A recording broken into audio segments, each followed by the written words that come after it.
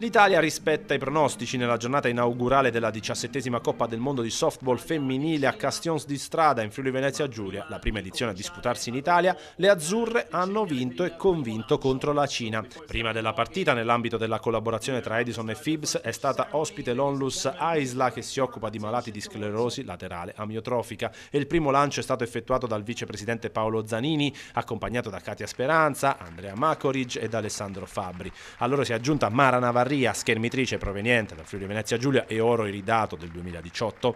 Nel primo attacco l'Italia Softball batte subito due importanti colpi. Piancastelli e McKenzie Barbara collezionano due doppi consecutivi per il primo punto della sfida, mentre un singolo di Elisa Cecchetti vale il 2-0.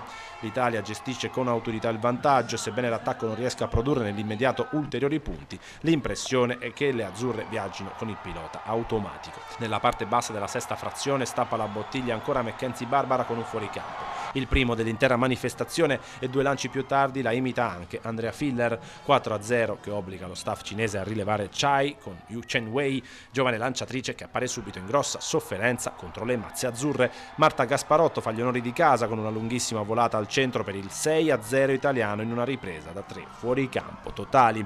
Italia Softball si trova ora in testa al gruppo A al pari degli Stati Uniti, usciti vittoriosi dal duello nordamericano contro il Canada in rimonta 5-2. Ora la prossima è la sfida contro gli USA prima del Canada a chiudere il girone.